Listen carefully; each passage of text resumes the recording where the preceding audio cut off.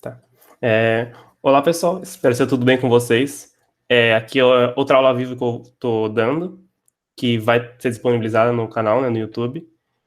E hoje eu vou continuar a aula anterior, né, de funções orgânicas, que eu terminei no finalzinho de amidas, eu tinha acabado o exemplo de amidas. Então, agora a parte vai ser muito mais fácil. São funções mais não usuais, são funções mais estranhinhas. E uma que é basicamente uma ramificação que o pessoal chama de função, né? Tanto que ela é tratada como uma ramificação, que é justamente a parte de aletos. O que são aletos orgânicos? Quando você pensa em aleto, você pensa justamente em, em halogênio, né? Aleto, halogênio, que é justamente isso. É uma função onde o heteroátomo, o átomo que não é carbono e hidrogênio, é um halogênio, né? Os halogênios são, não sei se você lembra, é flúor, cloro, bromo, iodo. Esses são os halogênios, e os mais usuais que eu coloquei aqui são cloro, o bromo e iodo. Mas por que a gente não usa o flúor, né? Que é o mais simples, né? Que é o que está lá em cima, que é geralmente o que a gente mais vê, que a gente mais usa, né? É porque o flúor, as reações de síntese que usam o flúor são muito agressivas. Quase elas não são feitas de tão agressiva que elas são. Porque os aletos, eles geralmente são usados como intermediários em reações. Eu faço um aleto para conseguir fazer outro composto, né? Porque eles são muito reativos, eles são muito bons como intermediários para fazer compostos mais complicados, né, nas indústrias. E são muito nobres, né? Porque é difícil você conseguir um e é muito fácil ele reagir, então eles são muito nobres, né? Isso geralmente não cobra, mas eu queria falar só porque eu estudei um pouquinho sobre isso, sobre reações com aletos, e realmente é um negócio meio complicado. Mas sim, no lugar de um hidrogênio da cadeia, eu vou colocar um halogênio, né? Isso é importante também. É sempre representado pela letra X. Quando vocês verem X em química, geralmente, não 100%, porque algumas pessoas fogem dessa regrinha, mas geralmente é representado um halogênio. Vocês podem ver, por exemplo, HX, é um ácido halogenado, né? É o ácido clorídrico, por exemplo, HCl é um HX. Então, geralmente, esse X representa um halogênio. Na química orgânica também, né? HX não é um elemento orgânico, mas na química orgânica tem muitas coisas que você vai ver X. Pode ser qualquer halogênio. É uma reação que funciona com qualquer halogênio, então é uma relação com um composto orgânico X, né? Um X ligado. A utilização deles no dia a dia é muito simples. Você muito ouvido falar desse carinha aqui, o tetacloreto de carbono, né? O CCl4, que é um solvente apolar, muito utilizado, né, para síntese orgânicos, né? Você vê às vezes o solvente tem que ser tetracloreto de carbono para a reação acontecer. Esse carinha aí é um haleto, né? Você vê que nesse caso é o metano que foi substituído por 4 cloros, justamente substituição do mais hidrogênios por halogênios. Polímeros, por exemplo, o PVC, né? É o polímero mais usado, né? Tá aí na tubulação de todas as casas. É o poliploreto de vinila.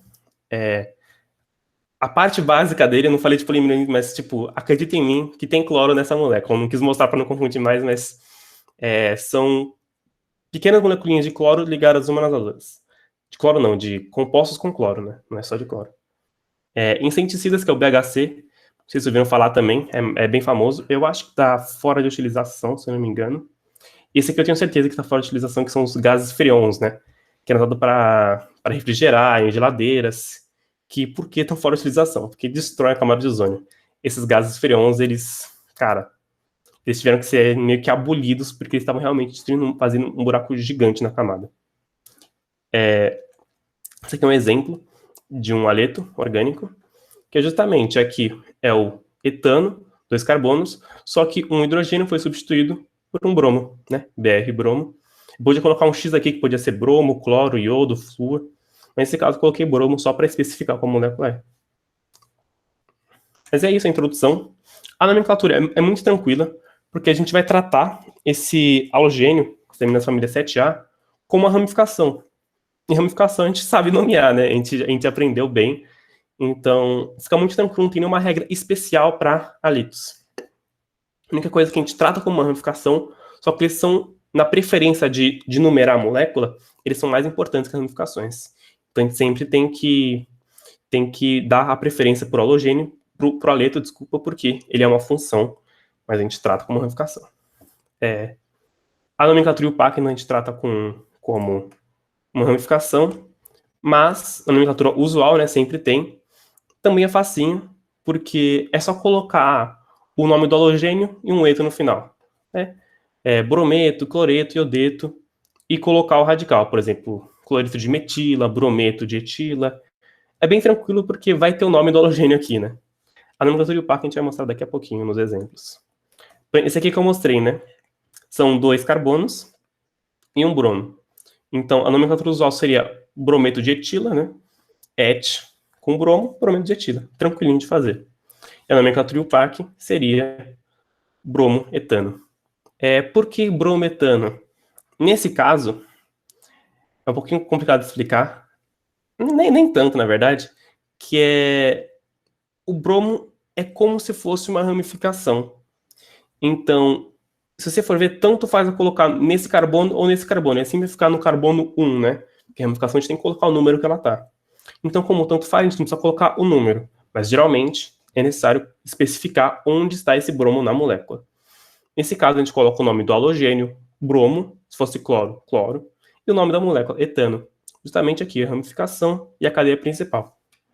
Esse próximo exemplo fica mais claro, que eu já falei, né, o tetracloreto de carbono, que é o nome usual dele, ou o nome IUPAC é justamente o metano, cadeia principal, e as ramificações são 4 cloros. Tetraclorometano, né?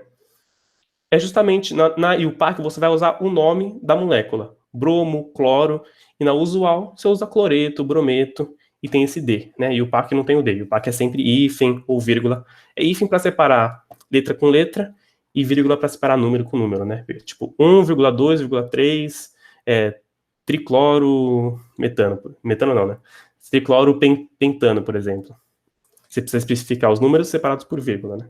Essa é parte da primeira aulinha que a gente teve. Só para lembrar um pouquinho. Mas sempre lembrar que o PAC não vai ter esse D. A diferença é justamente isso, não vai ter esse D e vai ser o nome do composto em vez de cloreto, brometo. Né? É muito simplesinho, vou dar alguns exemplos. É só isso que você tem que saber. Tratar como ramificação e que eles são dados em síntese, PVC, todas essas coisas. E são muito nobres, né?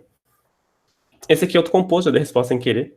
Mas a gente vai ver aqui a cadeia. Tem 1, 2, 3. É um propano, né? Só ligação simples propano. Poderia ser um propeno também, sem problema, mas nesse caso é um propano. O que vai ter? Vai ter um cloro na segunda posição. Justamente, né?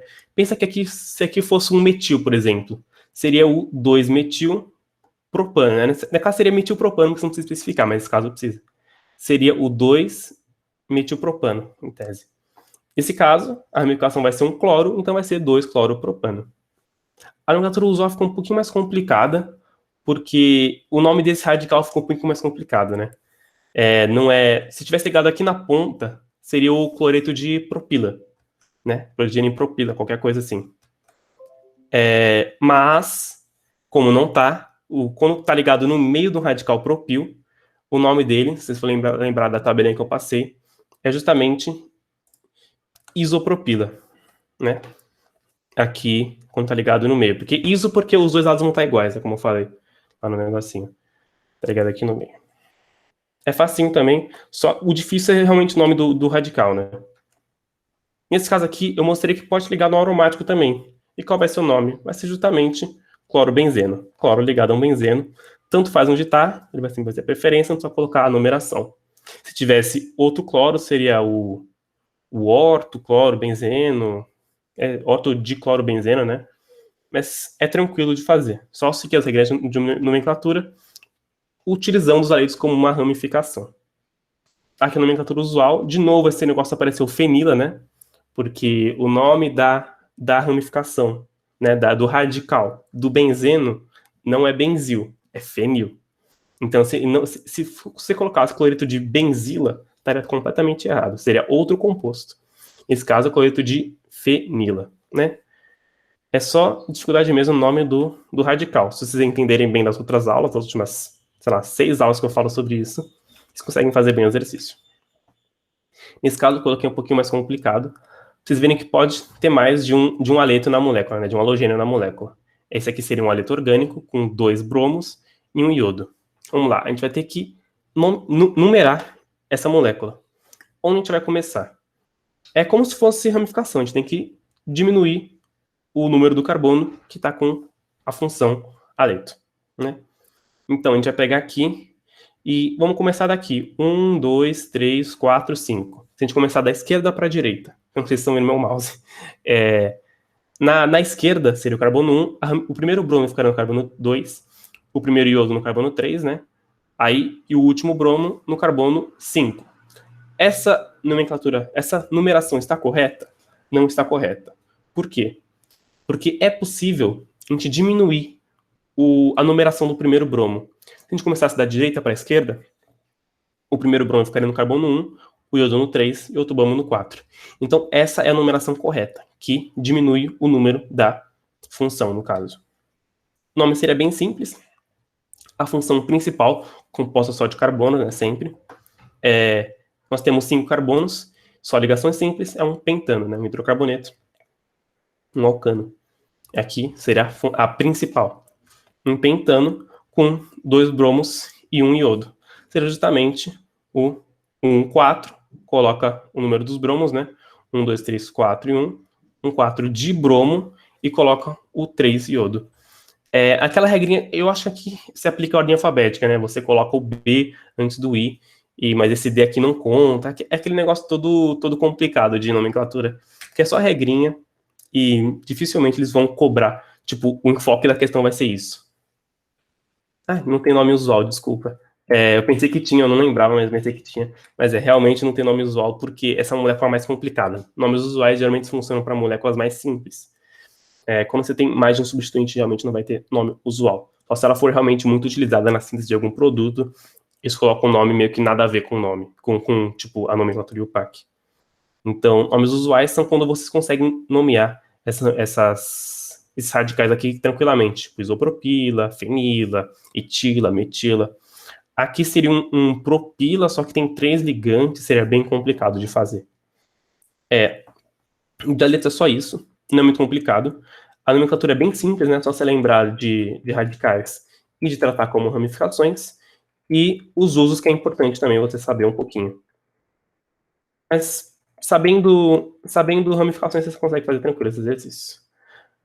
Agora, em tese, acabaram as funções mais usuais, que são mais cobradas. A gente passa para outras funções que são menos usuais, mas podem ser cobradas também. Que, nesse caso, eu quis destacar os nitrocompostos e os compostos sulfurados.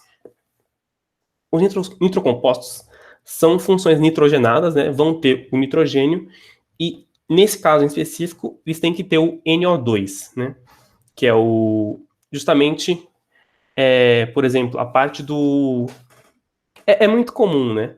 O NO2 na química em geral. Pode fazer ácidos com ele, né? O ácido nitroso. Podem fazer diversos compostos. Na química orgânica, ele também é usado justamente para a fabricação de explosivos, né? Muito usado na fabricação de explosivos. A TNT, né? Acho que é o trinitrotolueno. Justamente é o nitrocomposto. São 3 grupos NO2 no tolueno, né? No CH3. CH3 ligado na benzênica. Não precisa saber a nomenclatura desses dois, é menos importante. Se cobrados, que são difíceis, não vão cobrar a nomenclatura, geralmente.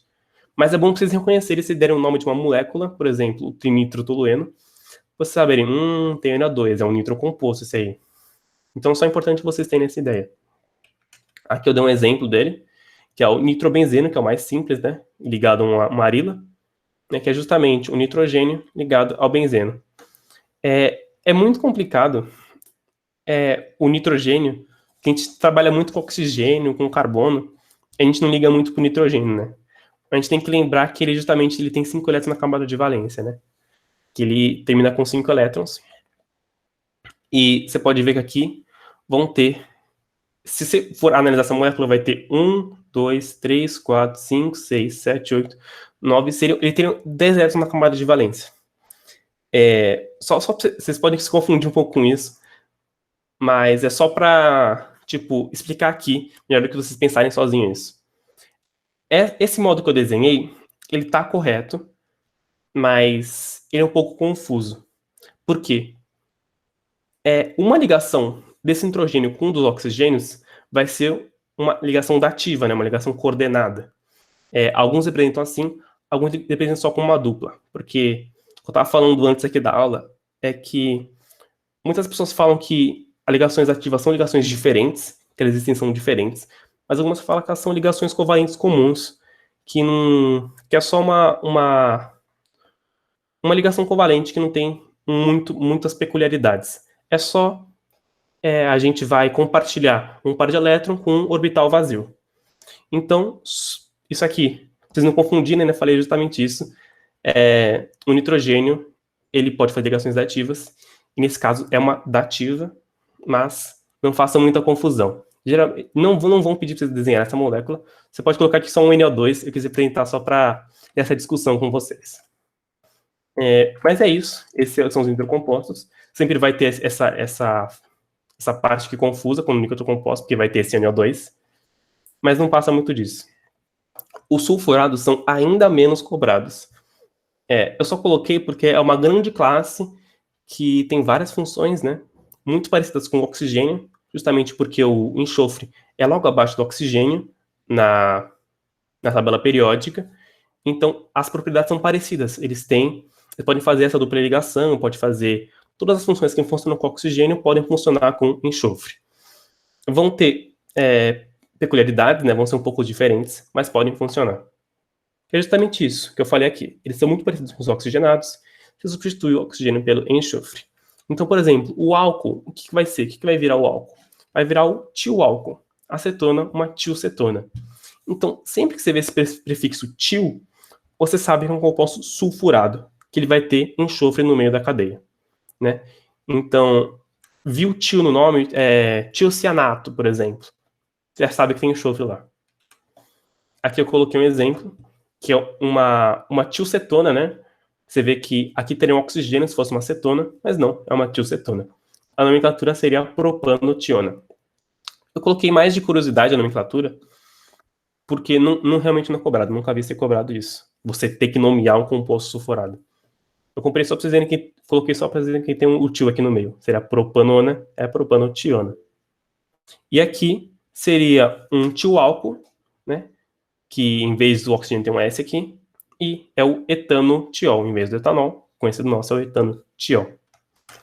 Deixa eu ver se tem perguntas. Meu tio, então, é um composto sulfurado muito engraçado, né? Eu acho que não. Mas, sim, se tiver o prefixo tio, vai ser um composto sulfurado. Que bobo. Agora a gente vai ver, o finalzinho dessa aula vai ser para quando tem mais de uma função na molécula. Porque a gente só viu agora moléculas com uma função só, né? Aqui só tem a tiocetona, só tem o tioálcool. Mas se eu tivesse um ácido carboxílico aqui do lado esquerdo, se eu tivesse um álcool verdadeiro, né? Um álcool que não seja enxofre, como que eu faria? A gente vai escolher uma função como a principal, como que a gente vai nomear corretamente, né?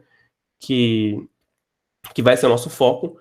E as outras funções vão ser tratadas como ramificações, né? Aí você tem que saber o nome das ramificações de cada função, mas isso geralmente também não é muito cobrado, eu falei só porque pode existir essas coisas. Pela IUPAC, a gente tem a preferência, né? A fila de preferência do qual a gente vai escolher como a função principal. Geralmente, eu vou falar aqui para vocês decorarem, porque ninguém vai decorar essa fila, eu não tenho decorado essa fila, mas eu tenho uma ideia de como ela é. Os compostos mais parecidos com os ácidos carboxílicos, eles são mais importantes, né? O ácido, por exemplo, ele é muito importante. Eu acho que falta um éster aqui, se eu não me engano. Eu acho que falta o éster aqui logo depois de ácido. Eu vou corrigir isso depois, que aqui eu não tô vendo o éster aqui. Mas acho que é ácido, éster, amida, aldeído, cetona. Então, ações mais parecidas com ácidos, elas vão ter mais preferência, elas vão ser mais importantes, e você vai nomear a molécula, levando a nomeação delas em consideração. Enquanto as moléculas mais simples, né, tipo amina, éter, álcool, aleto, que são mais distantes, né, desses ácidos, elas são mais simples, a nomenclatura de ramificação delas é mais simples também, elas vão ser tratadas assim. Vocês podem ver que o aleto está em último, justamente porque ele já é tratado como uma ramificação, né? Não tem por que eu tratar ele como principal se ele já tem esse tratamento de ramificação. Eu só tenho que corrigir mesmo a parte do éster aqui que está faltando. Eu tenho quase certeza que é logo depois do ácido. Só coloquei alguns exemplos para ficar mais claro isso. que aqui, ó, justamente, você vê, aqui tem uma acetona, vou nomear uma acetona, mas tem que lembrar que tem o álcool aqui também. Então, a gente tem que ver a série. Qual que é o primeiro, cetona ou álcool? Se você pensar aquela regrinha, a acetona é um pouquinho mais parecida com o ácido do que o álcool, né? Porque ela tem essa dupla O, lembra mais do ácido, né? Mas se você não quiser pensar desse jeito, você pode olhar aqui para a fila. A gente vê que a acetona está aqui, logo antes do álcool, né? A acetona tem mais preferência. A gente vai ter que nomear essa cadeia, justamente, levando em consideração a acetona. Como seria, então, como trataria o álcool como ramificação? Justamente, aqui, ó, funções cetona e álcool, referência, acetona é maior. Eu nomearia seguindo a acetona, né? Seria uma 1, 2, 3, 4, seria uma met-et-prop-but, seria uma butanona, mas tem um álcool aqui no carbono 4, se eu não me engano. Então, né, lembrando que a gente tem que colocar preferência na função, seria o 4-hidroxi, que é para se referir ao álcool, né, como ramificação, você usa o hidroxi. Butano 2-ona, que seria o nome dessa acetona. Né? Tá no segundo carbono, tem que especificar. Então seria o 4-hidroxi, no carbono 4, butano 2-ona. Se justamente trata como ramificação. É tranquilo depois você descobrir alguns nomes. Por exemplo, de álcool é hidroxi, né, que é um dos mais cobrados. Hidroxi. Esse aqui também é muito cobrado, o nome dessa ramificação. Por isso eu coloquei dois exemplos para vocês saberem os mais importantes. Né? Esse aqui, a gente vê logo de cara que se destaca o NH2. Então, a gente vai ter uma amina, né? E a gente vai ter também esse C dupla OH, um ácido carboxílico. Você pode deixar, putz, uma amina perto de um ácido carboxílico, será que é uma amida? Não, não é uma amida, né? Para ser uma amina, precisava estar ligado aqui, nesse lugar desse OH. Ele tem o nitrogênio, mas não, tá no carbono do lado. O carbono alfa, né? Não sei se lembra da nomenclatura menos usual, mas é no carbono alfa que tá esse NH2. Então, o que a gente vai fazer? A gente vai nomear, seguindo a nomenclatura dos ácidos carboxílicos, e colocar a amina como uma ramificação. Primeiro, a gente vamos omitir essa amina. Como seria o ácido? Seria 1, 2, 3, 4, né? Seria but também. Seria o ácido butanoico, né? Tranquilo, terminação oico, butan, só ligação simples. Mas eu tenho a amina. Como que eu chamo a ramificação da amina? A amina é muito simples também. Aqui, o álcool é hidroxi justamente porque é o grupo hidroxila, né? A amina, a gente vai colocar o nome da ramificação como amino, né? Esqueci de falar, o ácido, ele vem na frente da amina justamente que ele é o primeiro da fila, né? O primeiro da fila não pode lembrar que é o ácido, que é o mais parecido com ácido também, né? Obviamente. E a amina é uma das últimas da fila, se eu não me engano. Vamos ver lá. Aqui, ó. Ela só tá na frente do éter e do aleto. Né? Justamente que ela é bem diferente do ácido. Então aqui, a nomenclatura vai ser justamente o ácido, coloca a ramificação, 2-amino, que é o nome da ramificação do nitrogênio, butanóico, que é o nome inteiro dele. É isso. Não tem muito mais o que falar sobre funções mistas. Essas são as duas mais importantes. E esse slide acaba por aqui, né? Eu tenho algum tempinho a mais, tenho mais 15 minutinhos, e vou começar a próxima aula. Tem alguma pergunta sobre esse conjunto de slides? Eu acho que não. Então vamos passar direto para os próximos slides. Eu vou gravar em outra aula.